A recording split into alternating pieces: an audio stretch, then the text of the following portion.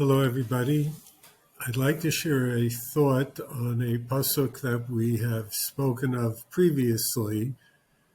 It is an incredibly original thought of the Seforno on the pasuk that introduces the laws of how not to express grief and mourning as the heathens would do by mutilating one's body.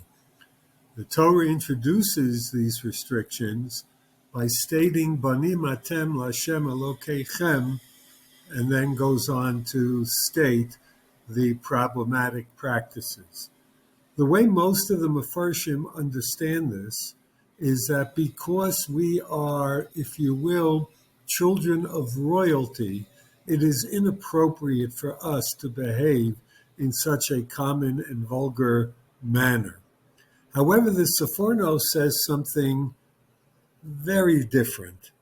The Seforno says, She'ein ra'ui laharot tachlit ha'da'aga v'hatza'ar al ha'karov hamet, kishenish'ar karov nichbad mimenu b'ma'ala uvetikvat tov.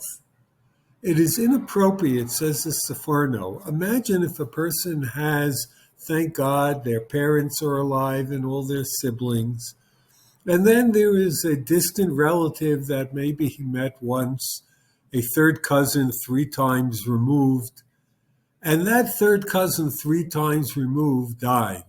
It's not appropriate to mourn and grieve over the person to the extent of excess as one might ordinarily feel when there is a loss of a much closer relative, say that of a parent.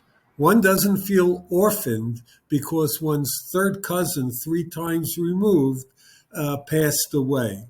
When a parent passes away, another very close relative, then the loss is expressed in a more acute fashion. Lefichach atem banim lashem. Thus the Torah tells us, says the Seforno, you are children to HaKadosh Baruch Hu, and therefore, shehu avichem kayam la'ad, ein ra'ui shetid'agu v'tid'ablu b'tachlit al shum met.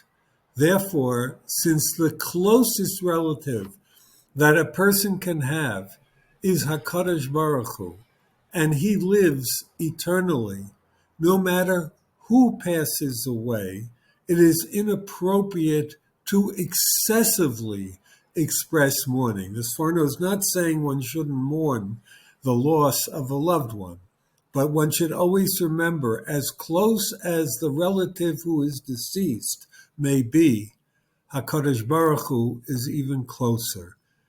We are so used to thinking of God as the Almighty, as our Master, as our King.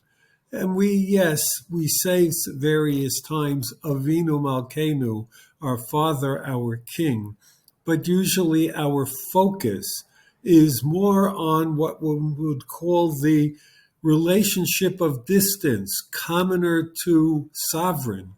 And yet Hashem here is telling us, I am your parent. I am as close to you as can be.